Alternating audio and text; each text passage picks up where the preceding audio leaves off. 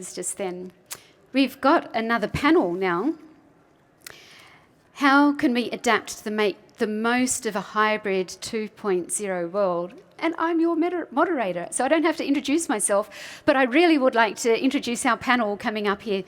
So we have Ross McDonald, we've got Jessica Yun, Bettina Sammut and Mark Graham, who are going to join me on stage. They'll do a little bit more introduction of themselves. So please. Thank you. Have a chair. Right.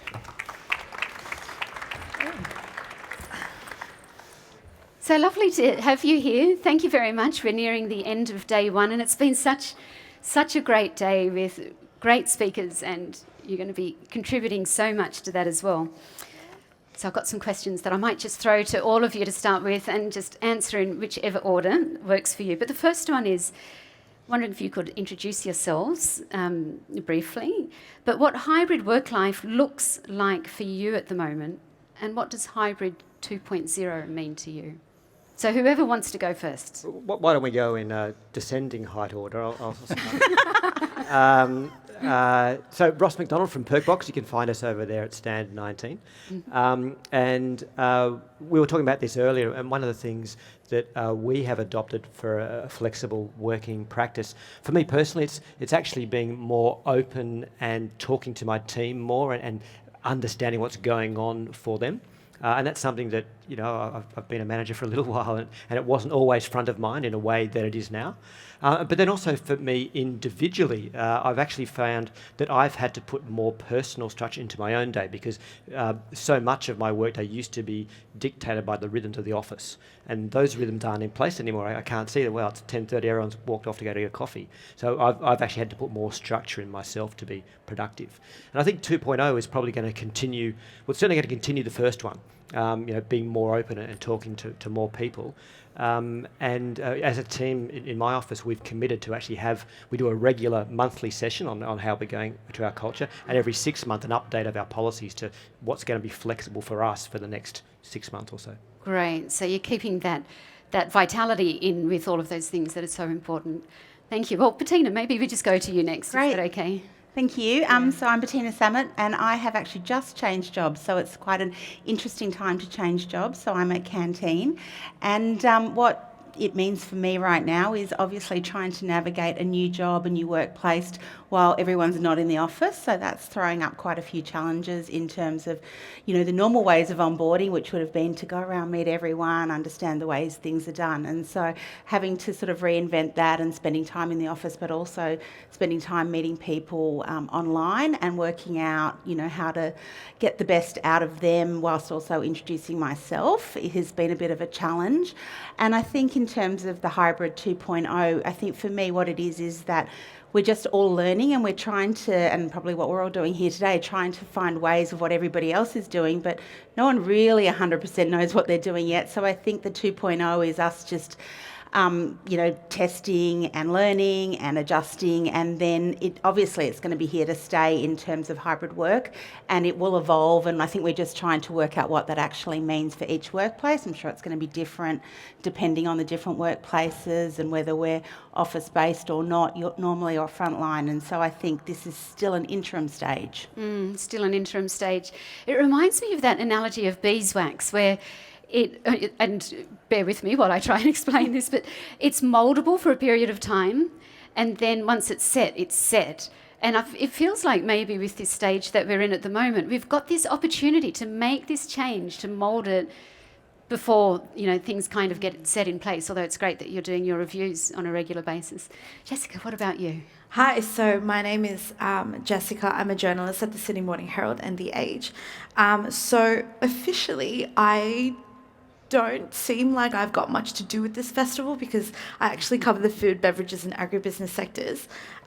Covering workplace and employment issues is something that I was doing a lot more at my previous role at Yahoo Finance, where I was before, but I think because of my interest in that area, I've kind of carried that over to the Sydney Morning Herald now, where I am. And what does hybrid work look like for me right now? I'm in the office 2 days a week, working from home 2-3 days a week, similar to pretty much everyone else here. And for me, I've found that now that I'm in the office regularly, I don't know if anyone else is going through this, but I find that I'm very productive in the office. and then like not at all at home. So what I've started doing is I'm that dickhead in the corner in a cafe with like my laptop open. I'm working at a cafe like the whole day. So that's what that looks like for me. And I think hybrid 2.0 is, echoing what Bettina has said. We know that hybrid work is here to stay. That's not like the conversation we need to have anymore, and that conversation is maturing. Yeah. And so it's about fine-tuning and about finding best practice, and going from there and working through the issues. Well, it's great that you're here, even though you're into this new area. It's so important that we carry things through from what we did do to now, but lovely to hear that example as well. And thank you. Mark, did you want to... Yeah, hi everybody. This is amazing, seeing people in at least 3 dimensions. Kind of haven't done that for a while.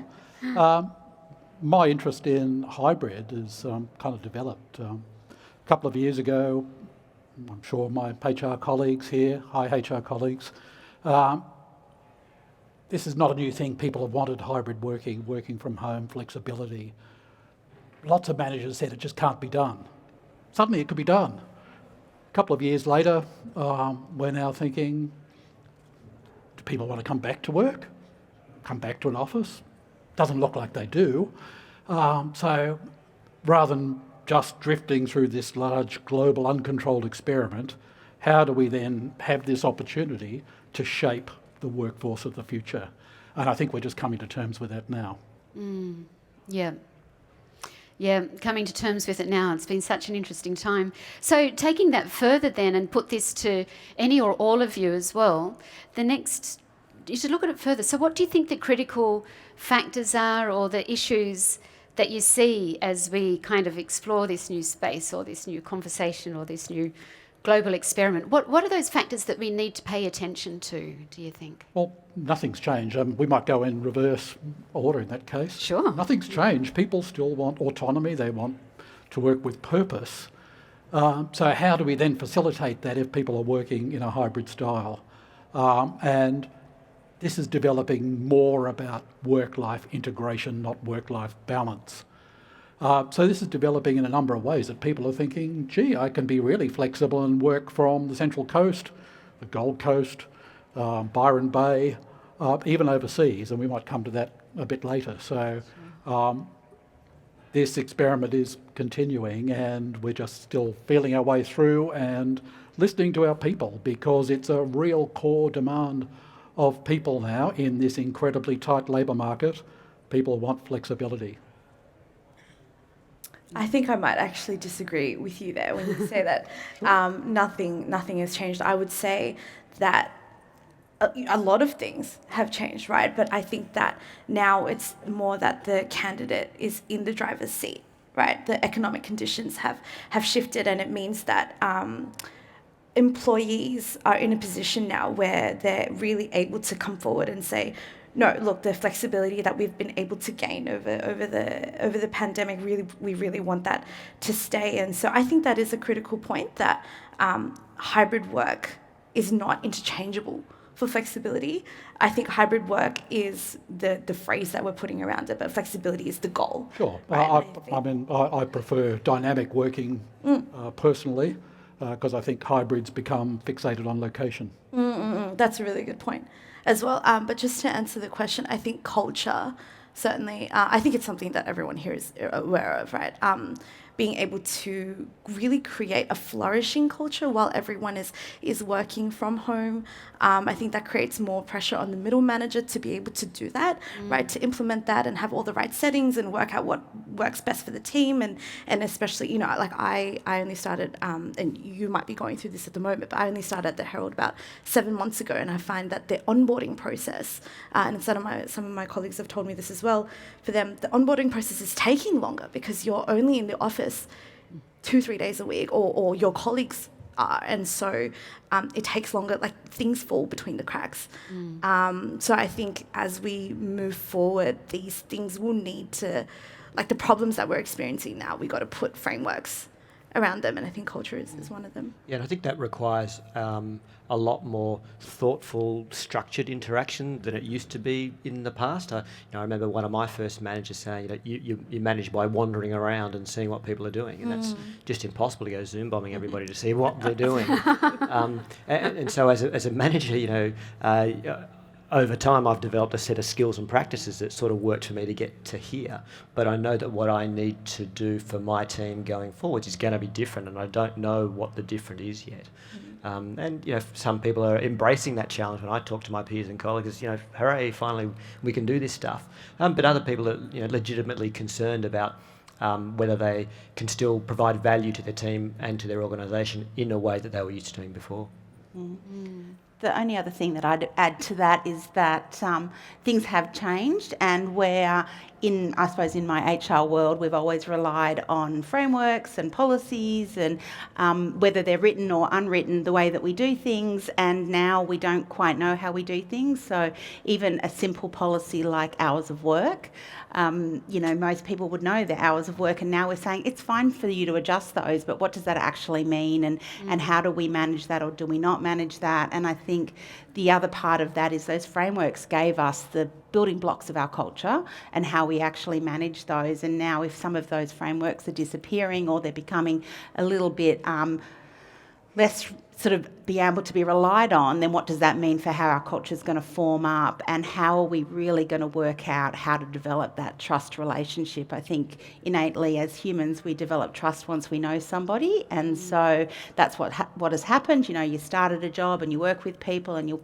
go for a coffee and you see how they work and how they don't work, and that's how trust happens. And now if we're not all looking at each other, and those people that have started jobs in this pandemic, we haven't probably got enough data on this yet, but are they staying at jobs longer, or are they going to transition through jobs quicker? What does that mean, etc.? I know we've all talked about the great resignation and has that hit and those types of things, but I think all those frameworks are yet to be sort of built into these new ways of working.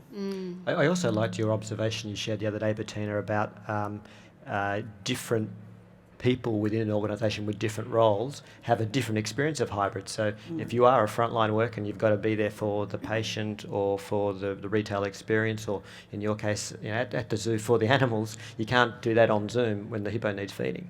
Whereas if you're the office worker, you can experience that, and trying to bridge the old them and us, the management versus workers sort of divide. If you have ever experienced that, it's not become easier. It's that the us and them has actually become bigger, and I think one of the previous presos just talked a little bit about how they were trying to do that in the mining sector. So I think that's really interesting and is a challenge for us as managers to deal with. And I think the work of the middle manager, supervisor, team leader level has actually definitely become harder, because I think for the execs, they've got lots of opportunities to work from home and be flexible, and they know how things are meant to work. And then the frontline workers, sort of things haven't changed. It's that middle group that are probably challenged with this the most. Yeah, indeed, and I think that's part of our role, is to provide some of the tools for that. And at RGF Staffing, I keep saying to people, this is about trust.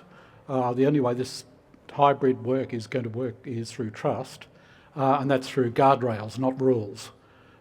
We need to kind of move away from this rule-based workplace, because it's just not going to work in a distributed workforce. I think one of the points that have been raised throughout today is that there needs to be consulting. It's a two-way street, right? Like the employer needs to speak to the employees to figure out what they want. Obviously, we know that a one-size-fits-all kind of scenario isn't going to work.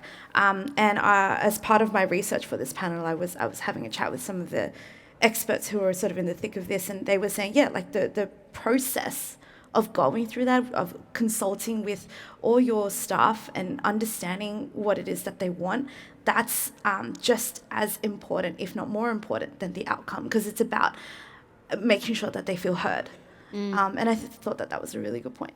Yeah, absolutely. And, the complexity with all of this as well. It's interesting times with everything that you've been talking about. So with this next question, I don't know if I'm jumping ahead too much just yet, but what about hybrid 3.0? So what does that mean? Do you see any ripple effects that you expect that we need to deal with down the track with that? So whoever would like to answer that one, open it up to anyone. I'll jump in. Sorry, big Thanks, mouth. Mark. Hybrid 3.0, God, we've barely looked at Hybrid 2.0. Yeah. Well, I think as we kind of come out of and move into this post-COVID world, there's a number of things that are kind of happening. One, probably need to think about our customers again, because we may not have seen them for a couple of years. We've got a whole bunch of people who we might never have met like this in at least 3 dimensions that joined us over the last couple of years. But the other big thing I'm just seeing at the moment in our organisation is people wanting to work from abroad. And it kind of sounds easy, but once you start investigating this, it's really complicated. So I think that's going to be a major challenge for people that can do that, how organisations are going to cope with someone wanting to work from abroad. I had an experience of that one yesterday. Someone just sent out an email saying, I'm moving to Canada, but great, I'm going to stay working for you. Or I've moved to Canada. And I was like, oh, okay, can we have a discussion? And, you know, then obviously you start to delve into it and all sorts of different things. And not, you know, managers want to facilitate it. You want to keep good people, Sure. but there are logistical reasons, there's team reasons, and I'm sure there's tax reasons. tax. I was about to say there'll be tax. So, yeah, but these are new things that we're going to learn, and I'm sure we'll have to work our way through it and work out, does it work, trial it. Yeah, and See? do you want someone carrying their company laptop into a country that may not be secure? So many things to take into account. Yeah. I think Yeah. I would jump into this Yeah, answer just sure. by talking about what I would like to see. I would love, I mean, now that hybrid work is a thing, I would love to make 4-day work weeks a thing. Like, we were not made to slave behind a desk, you know, 9 to 5, 5 days a week. This is not what we were put on earth to do. Like, let's be real about that, right? So yeah, I would just like an extra day of like weekend permanently. And I'd love that too, but again, like, it sounds great, but I'd inject a note of caution, because if you're looking at flexibility, if you're trying to cram a week into 4 days, it could lead to being more inflexible, especially if you have childcaring responsibilities, family, and it goes back to this point of like individual. Like it has to work for individuals, not for groups. Because I'd love a 4-day week too, but it could lead to being more inflexible because I'm going to be working longer and I have to work longer on those 4 days.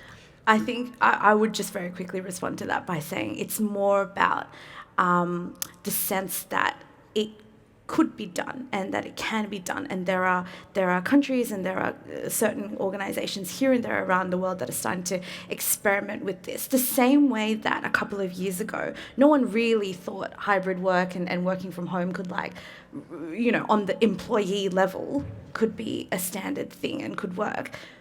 Maybe we'll hopefully we'll start to see that 4-day work weeks for some organisation. I definitely. I think we need that whole societal debate around that, very- because it won't necessarily work well for an organisation. I'm just trying to manifest. Yeah, no, I think. Let's all wish for that, because it does take societal change, but now is the time. This is the time where we can think about these things, and I'm really looking at the UK and some of the Scandi countries about how that's actually working. It's the it's a sort really of good secret. point. I think we've sort of forgotten when we talk about 2.0, 3.0, 7.0, that there wasn't really a 1 point. Like, there wasn't really a one, that there was an agreed model of working. Different organisations with different purpose and, you know, with different resources worked differently pre-pandemic, and they'll continue to work differently post-pandemic. But we did a bit of research at Perkbox earlier this year looking around generational attitudes to work, and I think that's going to be very interesting when you look at Gen Z, who are typically now just entering the workforce, maybe in their early 20s. And one of the factors that came through when we compared them as a cohort to others is that they not only expect a choice, but they're also quite happy to exercise the choice and say, you know what, I will take a lower paying job if it will enable me to do these other things. And for someone of my generation, that's a really tough choice to make, and yet for that Gen Z cohort, they're prepared to exercise it, and I need to employ those people. And so, I've got to think about how do I, as an organisation, respond to that. Yeah. And some of those attitudinal changes, generational changes. Some of the Gen Z children saw their parents go through GFC and realised that maybe the corporate dream wasn't quite the right dream for them. And that's influenced the way that people will respond to work as we go forward. Yeah. So can I make one final point in terms Mark. of what we need to be looking out for? And given we're at a wellness festival, we are still responsible for people's health and safety, both physical and psychosocial. And what may have worked in an emergency situation in March 2020 is not going to cut it. And we really need to focus on people's physical and mental health, regardless of where they're working. Yeah, for sure. So, knowing that we're nearing the end, I'd love to hear for our audience, what's your top tip for now? What's your top tip for now, whether that's from yourself personally or from an organisational policy perspective? Maybe Bettina, can I throw to you? First thing I'd say is just be open-minded. As we're all going through this together. We haven't seen the end result. No one's doing it perfectly. So when you get a request coming through, just think about it, sit on it, don't commit to it, but toss it around and see what others are doing, and potentially something will work in there. We can't afford to be losing good staff. So yeah, for sure. And I'm all for the pausing, responding before just reactively going to something. What about from someone else, a top tip for our audience for right now?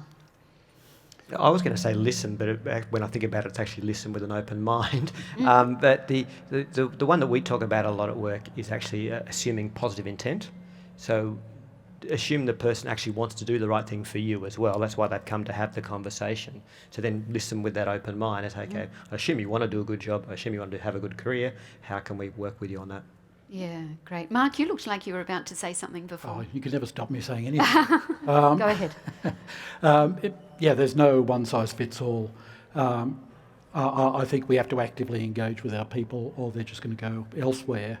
And we need to be providing everything we did previously, but in a different way. And we're just running a engagement survey at the moment, and there's a weird divide between love flexibility, love working from home, don't make us come in. Please make us come in. We want to interact with people. We want functions. We want morning teas. We want interaction with our colleagues. So we've got to try to find the way through that. Yeah, I could see the nodding heads there. It's like, yeah, that's the same at our place.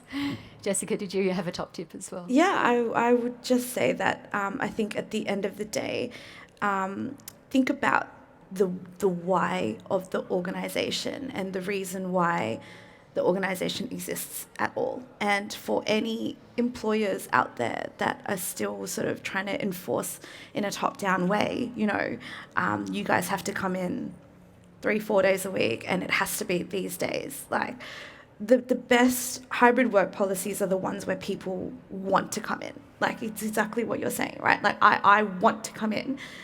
One, because I'm useless at home, and two, because I am genuinely a lot more productive in the office, and I love seeing I come to the office every day, because I can't work at home. So there you go. Yeah. People want to be in. So I don't think that there's a need for employers to have to impose a top-down approach, because people should want to anyway. I'll just very also quickly add to what you were saying on the Gen Z thing. I actually did a story very recently about Gen Z coming into the workplace now, and what was very interesting is that, one, yes, it's absolutely an expectation that the younger generation, they will start a job being like, well, if you're going to make me come in 5 days a week, this is just, I'm not going to take it. So flexibility is the expectation. Now, the second thing is that because they want to be mentored, they want to come in.